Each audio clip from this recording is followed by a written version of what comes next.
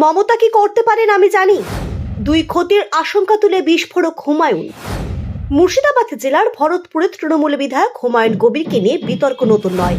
দলের বিরুদ্ধে বারবার মন্তব্য, বিজেপির সঙ্গে আঁতাতের অভিযোগ, আর এবার বাবরি মসজিদের শিলান্যাসকে কেন্দ্র করে ফের তাকে নিয়ে বিতর্ক তৈরি হয়েছে। এই সব মিলিয়ে তিনি এখন রাজ্যের রাজনীতির অন্যতম আলোচিত মুখ।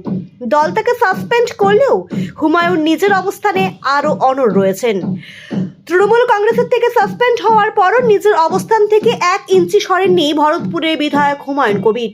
তিনি স্পষ্ট করে জানিয়ে দিয়েছেন যে 6 ডিসেম্বর বেলেডাঙ্গায় বাবরি মসজিদের শিলান্যাস অবশ্যই হবে। তিনি বলেন, কোনো সতর্কতা নিচ্ছি না, অনুষ্ঠান যেমন হওয়ার তেমনই হবে। 2000 ভলেন্টিয়ার থাকবে, আমাকে গ্রেপ্তার করতে চাইলে করবে, আমি বাধা দেব না। গ্রেপ্তারের পর আইনের পথে লড়ব। এদিন শুধু অনুষ্ঠানের কথা নয়, বারবার মুসলিমদের অধিকার নিয়েও প্রশ্ন তোলেন তিনি। হুমায়ুনের অভিযোগ, রাজ্যে সরকারি টাকায় মন্দির হচ্ছে, দুর্গাপূজায় অনুদান দেওয়া হচ্ছে, অথচ মুসলমানদের অধিকার নিয়ে প্রশ্ন তুললেই সমস্যা। অধিকার খর্ব হওয়ার আশঙ্কা থেকেই তিনি দাবি করেন দুটো ক্ষতির সম্ভাবনা আছে। এরপর আরো বিস্ফোরক মন্তব্য করেন হুমায়ুন কবির। কার্যত হুঙ্কারের সুরে বলেন, এটা কি হিন্দুস্তান? মুসলমানদের কিছু করার অধিকার আছে কিনা সেটা আগামী দিনে মমতা বন্দ্যোপাধ্যায়কে বুঝিয়ে দেব।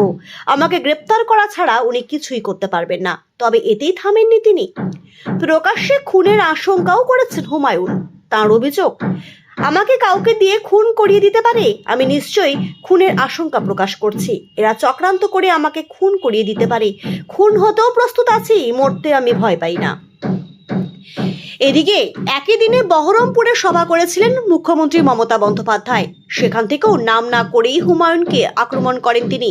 মমতার অভিযোগ করে বলেন, কেউ কেউ মুর্শিদাবাদে অশান্তি তৈরির চেষ্টা করছেন, বিজেপির টাকা খেয়ে ভোটের আগে এইসব করেন, এরা দেশের শত্রু।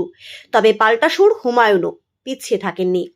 মমতাকে কটাক্ষ করে তিনি বলেন, আগামীতে এই আরএসএস থাক মার্কা মুখ্যমন্ত্রীর থেকে সরাসরি বিজেপির কেউ মুখ্যমন্ত্রী হলে আমি স্বাগত জানাবো। বাবরি মসজিদের শিলান্যাসকে কেন্দ্র করে হুমায়ুন কবির ও তৃণমূল নেতৃত্বের মধ্যে চলা এই প্রকাশ্য সংঘাতে রাজনৈতিক উত্তাপ আরও বাড়তে পারে বলে মনে করছে রাজনৈতিক মহলের একাংশ।